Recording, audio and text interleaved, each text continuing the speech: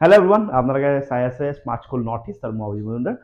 আমি আজি অকমান নতুনত্ব কিবা এটা লৈ আহিছোঁ, কাৰণ আমি যদি নৱমৰ আৰু দশমৰ ষ্টুডেণ্টক সুধো বা 9 আৰু 10 ল'ৰা ছোৱালীক সুধো এটা শব্দ, সেই শব্দটো তেওঁলোকে খুব কমকৈ জানে। আৰু আমি যেতিয়া নাম্বাৰৰ কথা পাতো, নাম্বাৰ চিষ্টেমৰ কথা পাতো, তেতিয়া আমি এই শব্দটো যথেষ্ট প্ৰয়োজন হয়। সেই শব্দটো হৈছে ইৰেচনেল। ইৰেচনেল বুলি কোৱাৰ লগে আমি সহজ সৰল ভাষাত কি কওঁ? অপৰিমেয়।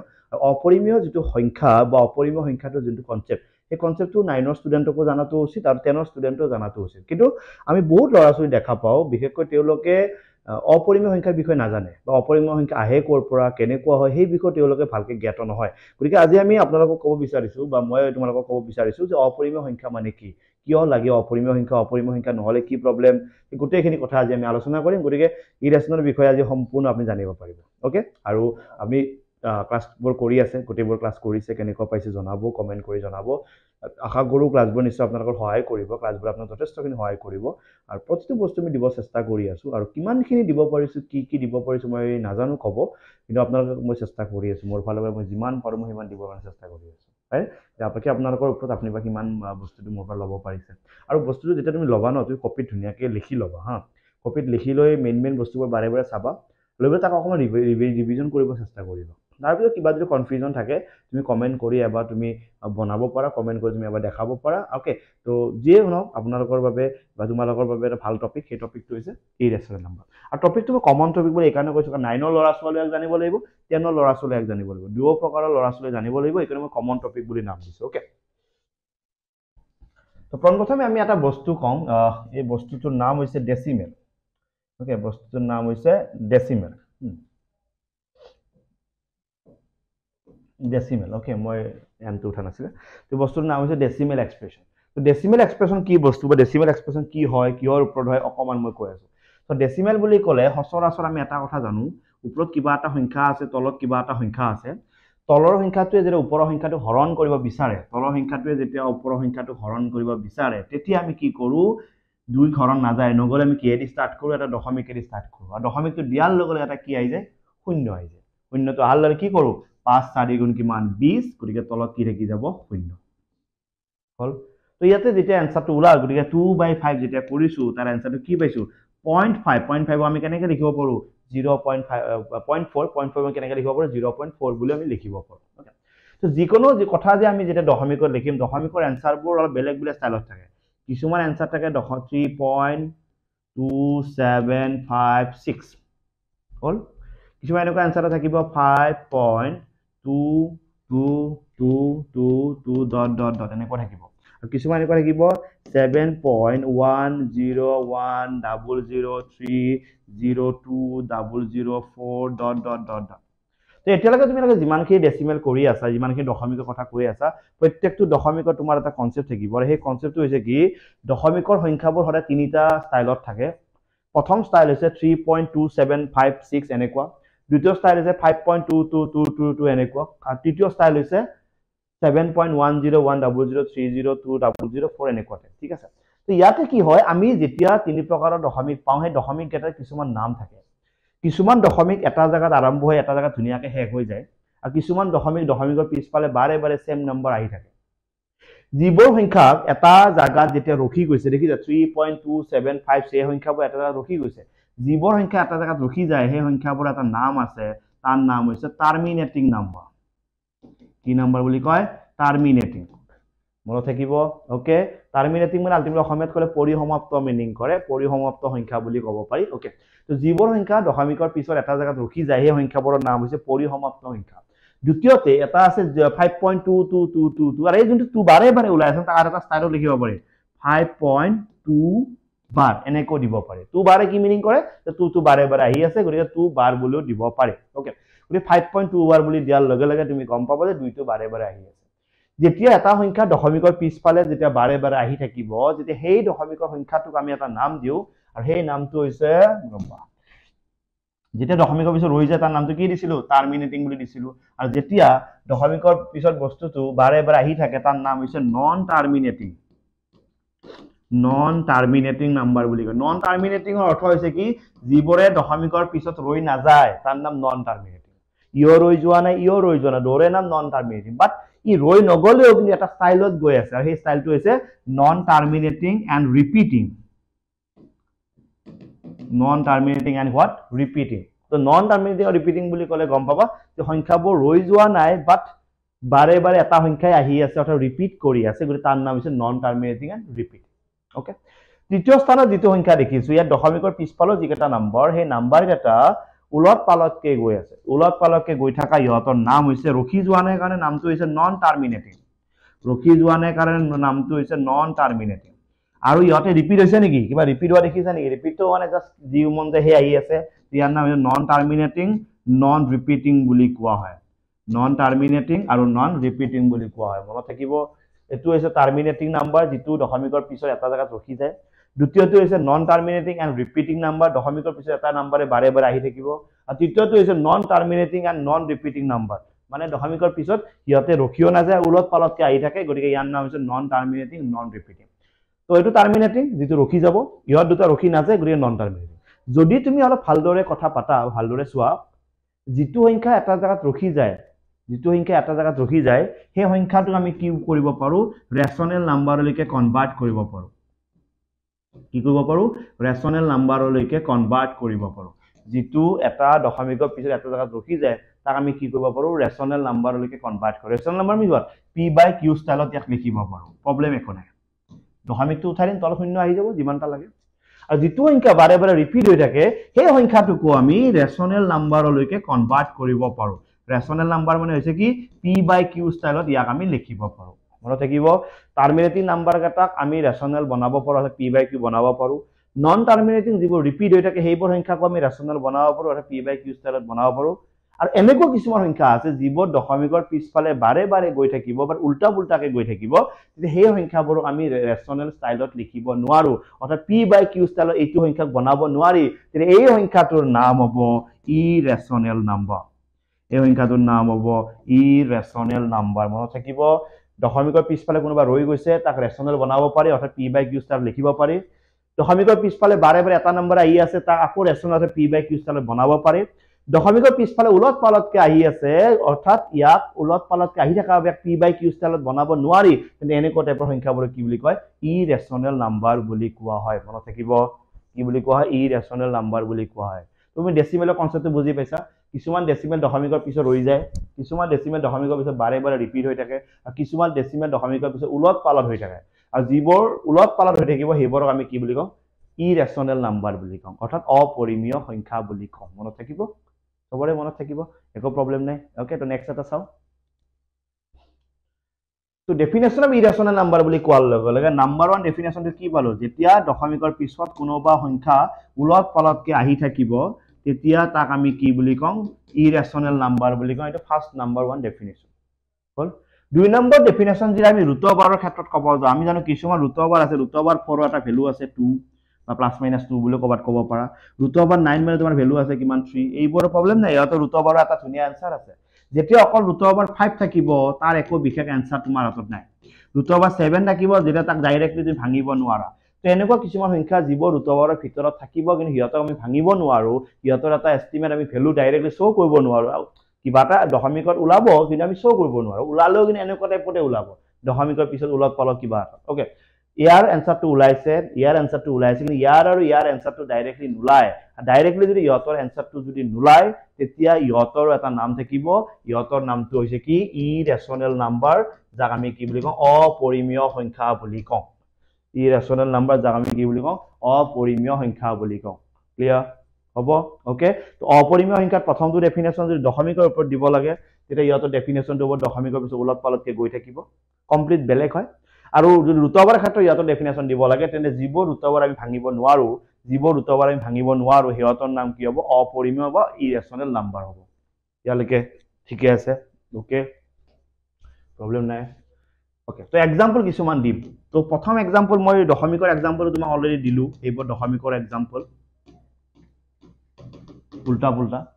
আৰু দুই number example root over example দিব পাৰো ৰুট অভাৰ 2 এটা এক্সাম্পল হয় ৰুট অভাৰ 3 এটা এক্সাম্পল হয় ৰুট অভাৰ 5 এটা এক্সাম্পল হয় ৰুট অভাৰ 7 এটা এক্সাম্পল হয় এইবোৰ আৰু যদি কিছুমান এনেকুৱা বস্তু আছে যেনকে পাই বুলি ক'লে পাই যেটো ভ্যালু সেই ভ্যালুটো হতে ইৰেচনেলৰ ভ্যালু হয় কিন্তু পাই হতে এটা ইৰেচনেল নাম্বাৰ হয় মনত থাকিব যেতিয়া তুমি পাইটো লিখা পাইটো যদিও তুমি 22/7 লিখা এটো নিয়ারেষ্ট হয় বা ক্লোজ ভ্যালু হয় বা 22/7 এর ভ্যালুটো 3.14 দি লিখো তো নিয়ারেষ্ট ভ্যালু 3.14 নয় 3.14 ইনকে বহুত লম্বা হয় কিন্তু আমি 3.14 স্টপ কৰি এই ভ্যালুটো পুট কৰো তো জেনাৰেলি এই যোনটো পাই তুমি ইউজ কৰা মেথডত এই পাইটো কিন্তু অৰিজিনালি যদি চাব যাও হিয়ত গেটা এটা এই পাইটো এটা ইৰেশনাল নাম্বাৰ হয় মনত থাকিব এই পাইটো এটা কি হয় ইৰেশনাল নাম্বাৰ হয় clear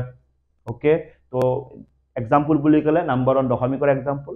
number 2 root over example number 3 পাইৰ এক্সাম্পল ক্লিয়াৰ হ'ব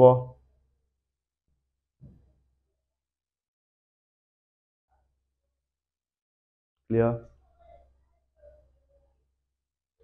এতিয়া আমি জানো যে ৰেশনাল ইৰেশনালৰ কিছুমান কনসেপ্ট আছে কেনেকুৱা আমি যেতিয়া চাব ধৰিছো 3 এটা ৰেশনাল নাম্বাৰ ৰুট অভাৰ 3 এটা ইৰেশনাল নাম্বাৰ এটা যদি ৰেশনাল নাম্বাৰ এটা ইৰেশনাল নাম্বাৰ থাকে ইয়ৰ দুটাৰ মাজৰ কিছুমান সম্পৰ্ক আছে কেনেকুৱা ইয়ৰ দুটাৰ ইচ্ছা কৰিলে তুমি যোগ বা বিয়োগ বা পূৰণ বা হৰণ যেতিয়া কৰিবা ইয়ৰ স্টাইলবোৰ বেলেগ বেলেগ ওকে এই বিষয়ে আমি চাগে নেক্সট এটা স্লাইড আছে অপাৰেশন বুলি তাতে আমি পঢ়িম ওকে ইয়ৰ যোগ বিয়োগ পূৰণ হৰণ কমপ্লিট বেলেগ হয় আৰু তুমি সদায় মনত ৰাখিবা যেতিয়া এটা ৰেশনাল নাম্বাৰ থাকিব এটা ইৰেশনাল নাম্বাৰ থাকিব ইয়ৰ দুটা কমপ্লিট দেখাত বেলেগ হয় কিন্তু মনত ৰাখিবা দুয়োটা যদি আমি একেলগে ক'ব যাওঁ দুয়োকে একেলগে কি বুলি কোৱা হয় ৰিয়েল নাম্বাৰ বুলি কোৱা হয় যাক আমি অসমীয়াত বাস্তৱ সংখ্যা বুলি কওঁ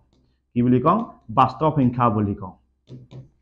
হল যিমানবোৰ ৰেশনাল সংখ্যা আছে অৰ্থাৎ পৰিমেয় যিমানবোৰ ইৰেশনাল সংখ্যা আছে অৰ্থাৎ অপৰিমেয় এই গোটেইবোৰ পৰিমেয় আৰু অপৰিমেয় মিলি পেলাই হিয়তৰ এটা নিজৰ নাম থাকিব আৰু সেই নামটো হৈছে বাস্তৱ সংখ্যা যাক আমি ৰিয়েল নাম্বাৰ বুলি কওঁ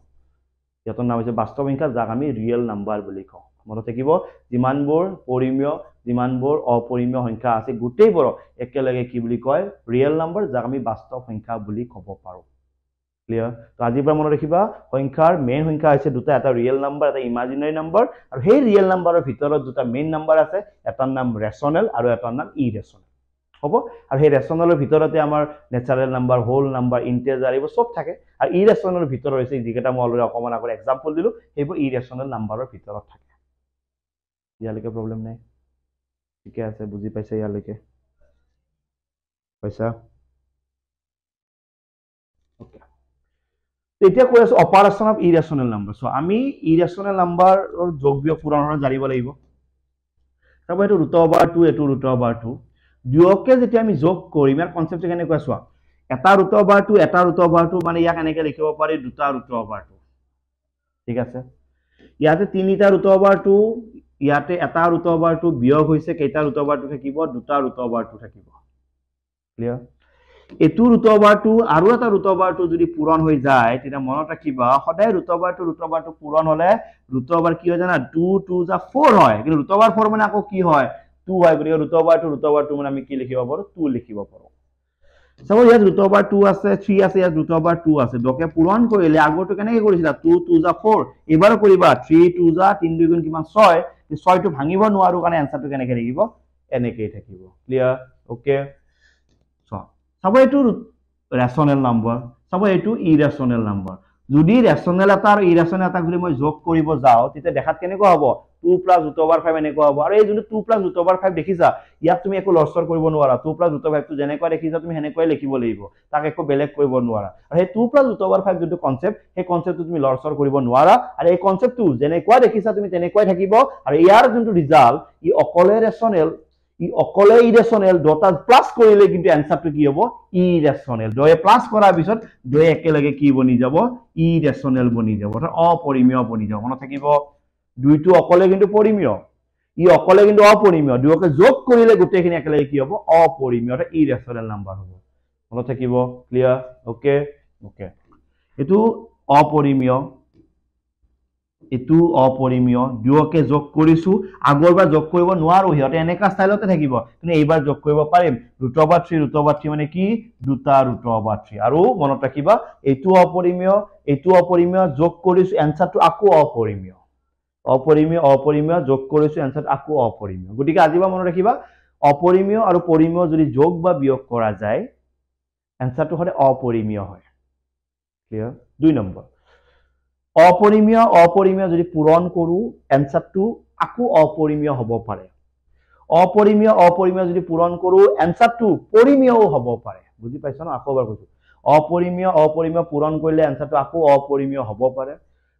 অপৰিমেয় পূৰণ কৰিলে এনসাৰটো পৰিমেয়ও হ'ব পাৰে কিন্তু পূৰণত বাৰে বাৰে অপৰিমেয় হৈ নাথাকে কেতিয়াবা পৰিমেয় হয় কেতিয়াবা অপৰিমেয় হয় যোগ আৰু বিয়োগৰ সদায় কি হয় এনসাৰটো সদায় অপৰিমেয় হৈ থাকে মনত থাকিব এনসাৰটো সদায় অপৰিমেয় হৈ থাকে আকৌ এটা বস্তু কৈ আছো চাওক এটো √3 এটো √5 হৰণ কৰিলে এটা কি নিয়ম আছে আমি যিমানবোৰ বস্তু এনেকুৱা ফ্ৰেকশন ষ্টাইলত দেখা পাম বা এনেকুৱা হৰণৰ ষ্টাইলত দেখা পাম ইয়তৰ এটা কথাটো কি হয় জানা তলত যোনটো বস্তু থাকে তাত কেতিয়াও √5ডাল থাকিব নালাগে তলত যেটো বস্তু থাকে তাত কেতিয়াও √5ডাল থাকিব নালাগে আৰু √5ডাল নাথাকিলে কি হয় এই √5ডাল উঠাব লাগে আৰু এই √5ডাল উঠাবৰ কাৰণে আমি এটা নিয়ম ব্যৱহাৰ কৰো আৰু সেই নিয়মটোৰ নাম হৈছে ৰেশনালাইজেচন বুলি কোৱা হয় ৰেশনালাইজেচন বুলি কোৱা হয় মনত থাকিব আৰু ৰেশনালাইজেচনৰ মিনিং কি হয় জানে তলত যোনটো √5 সেই √5টো উঠাব লাগে কেনেকৈ উঠাম চোৱা তলত অলৰেডি কোনি আছে √5 তুমি নিজৰ ইচ্ছা মতে কি কৰিবা এটা এটা সংখ্যা ইয়াত পূৰণ কৰিব পাৰা কিন্তু কি পূৰণ কৰিবা ইয়াত তলত √5 আছে ন ইয়াতে এটা √5 ইয়াতো এটা √5 তুমি পূৰণ কৰিবা কৰিলে তলত কি দেখিছা √5 মানে কিমান 5 ওপৰত 3 আৰু 5 পূৰণ কৰিলে কিমান 15 that means answer is this one মনত থাকিব যদি কেতিয়াবা তলত √5 কিবা আহি যায় সেই √5টো তুমি নোহোৱা কৰিব লাগিব আৰু সেই √5টো যদি নোহোৱা কৰা তেন্তে তলয় আৰু ওপৰে সেম বস্তু এটা তুমি পূৰণ কৰিব লাগিব মনত থাকিব ওকে এনেকুৱা বস্তু আহিলে কৰিব পাৰিম ওকে আৰু কেনেকুৱা বস্তু থাকে কোৱা কেতিয়াবা ওপৰত 2 আছে তলত 2 + √3 তো তলত কি দেখিছা 2 + √3 মানে কি এটা অপৰিমেয় আৰু ইৰেশনাল এটো যদি অপৰিমেয় বা ইৰেশনাল হয় হে তলত থকা বস্তুটোৰ যোনটো √5 তুমি উঠাব লাগে সেই √5 উঠাবৰ কাৰণে আকৌ এই নিয়মটো ব্যৱহাৰ কৰিম কেনেকৈ চোৱা তলত যেটো বস্তু আছে 2 + √3 দেখিছা এইটো বস্তু কি প্লাস তাৰে মাইনাসটো দো সাইডে পূৰণ কৰিব লাগে মানে ইয়াৰ মাইনাসটো কি 2 আৰু √3 মাইনাসটো 2 আৰু √3 মাইনাসটো দো সাইডে পূৰণ কৰিব লাগে অকলে থাকিলে একে সিঙ্গল কে পূৰণ কৰিলে হৈ যায় কিন্তু এনেকুৱা ডাঙৰ বস্তু এটা থাকিলে প্লাস থাকিলে মাইনাসে পূৰণ মাইনাস থাকিলে প্লাসে পূৰণ ওকে ইয়াক কৰে কেনেকৈ চোৱা এইটো a + b a - b তো কেনেকৈ লিখিবা a স্কয়ার - b স্কয়ার হল উপৰত কি 2 আৰু 2 that means 4 -2 আৰু √3 that means 2 √3 মনত থাকিব তলত কি থাকিব 2 2 গুণ মান কিমান 4 আৰু √3 স্কয়াৰ মানে অকমান কৈছো √3 মানে কি হ'ব 3 উপৰত কি থাকিব 4 - 2 √3 হল তো আলটিমেটলি দেখিছা তলত আলটিমেটলি √5ডাল নাই তলত অকল কোনি আছে 4 - 3 মানে 1 তো লিখিব নালাগে অকল आंसर কিমান 4 - 2 √3 ঠিক আছে বুজি পাইছা তো মুঠতে তলত √5টো থাকিব নালাগে তলত √5 থাকিলে তলত √5টো উঠাব লাগে আৰু তলত √5টো উঠোৱাৰ লগে লগে গম পাবা তাৰ নিয়ম কি সিঙ্গল ডিজিট থাকিলে সিঙ্গল ডিজিটে দুটা পূৰণ কৰিব লাগে তলত যদি প্লাস থাকে তাৰ মাইনাস এদি পূৰণ কৰিব লাগে আৰু যদি বাইসিয়াতে মাইনাস থাকিল হয় প্লাস এদি পূৰণ কৰিব লাগিলে হয় যদি মাইনাস থাকিলে প্লাস এদি পূৰণ কৰিব লাগিলে হয় আৰু প্লাস থাকিলে মাইনাস এদি পূৰণ কৰিব লাগিলে হয় পাইছা বুজি ঠিক আছে নে কোৱা সবে বুজি পাই আছা হল এবাৰ মই স্টাৰ্টিংৰ পৰা এবাৰ দেখাই দিও কিহৰ কথা পাতিলো কি কথা পাতিলো প্ৰথম কৰো ডেসিমেলৰ সংখ্যা যেটা দশমিকৰ পিছফালে কিবা এটা বস্তু এটা জায়গাত ৰখি যায় তাৰ নাম টাৰ্মিনেটিং নাম্বাৰ দশমিকৰ পিছফালে বস্তুটো যদি ৰখি না যায় বা ৰিপিট হৈ আছে সেম নাম্বাৰ তেতিয়া ইয়াৰ নাম নন টাৰ্মিনেটিং নাম্বাৰ দশমিকৰ পিছফালে সংখ্যাবোৰ যেটা উলট পালট হৈ থাকিব তেতিয়া তাৰ নামও নন টাৰ্মিনেটিং বাট ই ৰিপিট হৈ কাৰণে আছে কাৰণে ইয়াৰ নামটো নন টাৰ্মিনেটিং ৰিপিটিং আৰু ইয়াৰ নাম নন টাৰ্মিনেটিং নন ৰিপিটিং যেটো টাৰ্মিনেটিং তাক আমি ৰেশিও বনাব পাৰো মানে ৰেশনাল বনাব পাৰো যেটো ৰিপিটিং তাক আমি ৰেশনাল বনাব পাৰো আৰু এইটো বস্তু ইৰেশনাল বনাব পাৰো এক ৰেশনাল বনাব নোৱাৰে গৰে এই সংখ্যাটো আমি কি বুলি কওঁ ইৰেশনাল নাম্বাৰ বুলি কওঁ ঠিক আছে দ্বিতীয়তে যেতিয়া এটা সংখ্যা দেখিছা এই সংখ্যাটোৰ নাম ইৰেশনাল আৰু √5ৰ কথা ক'ব গলে √4 মানে 2 √9 মানে 3 কিন্তু √5 মানে আমি একো কৰিব নোৱাৰো √7 তো আমি একো কৰিব নোৱাৰো আৰু এনেকুৱা টাইপৰ √5ৰ বস্তু কৰে আমি কি বুলি কওঁ ইৰেশনাল নাম্বাৰ বুলি কওঁ থাকিব ওকে তো এইবোৰ एग्जांपल তো পায়ো এটা एग्जांपल হয় পায়ো সদায় ইৰেশনাল নাম্বাৰ হয় আৰু এইবোৰ √5 থকা বস্তু ইৰেশনাল দশমিকৰ পিছত উলট পালট আহাটো ইৰেশনাল গতিকে এইবোৰ ইৰেশনাল নাম্বাৰ যদি এটা ৰেশনাল আৰু এটা ইৰেশনাল যোগ কৰো এই গোটেই আনসাৰটো কিন্তু আকৌ কি হৈ যায় ইৰেশনাল হৈ যায় মনত থাকিব ইৰেশনাল প্লাস কৰিলে গোটেইটো কি হৈ যাব ইৰেশনাল আৰু ৰেশনাল ইৰেশনাল সদায় লগ হৈ থাকিলে তাহাতৰ নামটো কি ৰিয়েল নাম্বাৰ তুমি ৰিয়েল নাম্বাৰ বা বাস্তৱ সংখ্যা মানে হৈছে গোটেইবোৰ ৰেশনাল গোটেইবোৰ ইৰেশনাল মিলি পেলাই একেলগে হিহঁতৰ নামটো কি হয় ৰিয়েল নাম্বাৰ যাক আমি বাস্তৱ সংখ্যা বুলি ক'ব পাৰো যেতিয়া ৰেশনাল নাম্বাৰ যোগ বিয়োগ কৰা ৰেশনাল নাম্বাৰ যোগ কৰিলে বিয়োগ কৰিলে প্ৰব্লেম নাই, গোটেইখিনি কৈছোঁ। পূৰণ কৰিলে কেনেকুৱা হয়, চেম পূৰণ কৰিলে কি এনচাৰ ওলায়, বেলেগ পূৰণ কৰিলে কি এনচাৰ ওলায় সেই বিষয়ে কৈছোঁ। তলত দুটাবাৰ থাকিলে তলৰ দুটাবাৰটো সদায় ৰিমুভ কৰিব লাগিব, তো চেম বস্তুটো পূৰণ কৰিলে ৰিমুভ হৈ যাব। তলত যেতিয়া প্লাছ থাকিব মাইনাছ পূৰণ, মাইনাছ থাকিলে প্লাছ পূৰণ, মুঠতে তলৰ পৰা দুটাবাৰটো গুচি যাব লাগে, তো তলৰ পৰা দুটাবাৰটো গুচি যাব। এইখিনি প্ৰচেছ কৰিলে ঠিকে আছে নে কোৱা? অকণমান হ'লেও তুমি ইৰেচনেল নাম্বাৰ, এইটো 9 আৰু 10 সকলো ল'ৰা ছোৱালীৰ কাৰণে মই কমন টপিক হিচাপে আনিছোঁ, যাতে ইৰেচনেল নাম্বাৰটো ল'ৰা ছোৱালীয়ে বুজি পাওক। আৰু ইৰেচনেল নাম্বাৰ নাজানাকৈ 9-10 পঢ়াটো উচিত নহ'ব, কাৰণ 9-10ৰ প্ৰথম চেপ্টাৰতে ইৰেচনেল নাম্বাৰটো ঘূৰি থাকে, বাৰে ইৰেচনেল নাম্বাৰ এনেকৈ থাকে। গতিকে মই ভাবোঁ আজিৰ পৰা অসমৰ ছাত্ৰ ছাত্ৰীয়ে অপৰিমেয় সংখ্যা বুজি নোপোৱাকৈ নাথাকিব, ইৰেচনেল নাম্বাৰ বুজি নোপোৱাকৈ নাথাকিব, সকলোৱে বুজি পাব, তাক লৈ কোনো ধৰণৰ প্ৰব্লেমে নাই, কোনো ধৰণৰ অসুবিধা নাই। গতিকে আশা কৰোঁ নেক্সট টাইম তোমালোকে চবেই ইৰেচনেল নাম্বাৰৰ যি কথা সোধে কোনোবাই যাতে ক'ব পাৰা, অপৰিমেয় সংখ্যাৰ বিষয়ে যিয়ে নুসুধক তোমালোকে যাতে ক'ব পাৰা, সেইটোৱে কামনা কৰোঁ। আৰু নিশ্চয় ক'ব পাৰিবা, ক'ব নোৱাৰা কথাই নাই, কিয়নো ক'ব নোৱাৰিবা। তো এতিয়ালৈকে যিমানখিনি ক্লাছ কৰিলা সেই ক্লাছখিনি কেনেকুৱা লাগিছে, কি লাগিছে এবাৰ জনাবা, আৰু কমেণ্টত এটা অপশ্যন আছে, কমেণ্টত জনাবা। আৰু আমি চেবাৰ যিখন কেলেণ্ডাৰ থাকে সেই কেলেণ্ডাৰ মতে পঢ়াম। তোমাৰ স্কুলত যেতিয়া ইউনিট টেষ্ট হ'ব ইউনিট টেষ্টৰ হিচাপত পঢ়াম, তোমাৰ স্কুলত যেতিয়া হাফ ইয়াৰলি হ'ব হাফ ইয়াৰলি হিচাপত পঢ়াম। গতিকে তোমালোকক এটা নিৰ্দিষ্ট টাইম দিম, সেই টাইমটোত তোমালোকে নিজে পঢ়িব পাৰিবা, সেই টাইমটোত নিজে তোমালোকে কৰিব পাৰিবা গোটেইখিনি। হ'ব, তো প্ৰব্লেম নাই? তো এতিয়ালৈকে ঠিকে আছে না? চব ঠিকে আছে, একো প্ৰব্লেম হোৱা নাই, কিবা প্ৰব্লেম হৈছে? ক্লাছবোৰ চব ক্লাছ চাইছা নে? ছায়েন্সৰ ক্লাছ, ইংলিছৰ ক্লাছ, মেথছৰ চব ক্লাছ চাইছা নে নাই? তো চাইছা, বহীত লিখি আছা? আমি এটা গ্ৰুপ খুলিম, গ্ৰুপত আমি গোটেইবোৰ এড হ'ম। গোটেইবোৰ যেতিয়া আমি এড হ'ম তেতিয়া নিশ্চয় চব ভাল হ'ব। অ'কে, গতিকে সকলোকে কৈছোঁ ভালকৈ পঢ়া, একো প্ৰব্লেম নাই, মই আছিলোঁ। মেথছ ইজি হৈছে এতিয়া, ৰাইট? অকণমান ঠিক আছে, লগ পাওঁ এটা নতুন ক্লাছত, তেতিয়ালৈকে চাই থাকিবা smart school North East. Thank you so' much, love you all, take care, bye bye, thank U.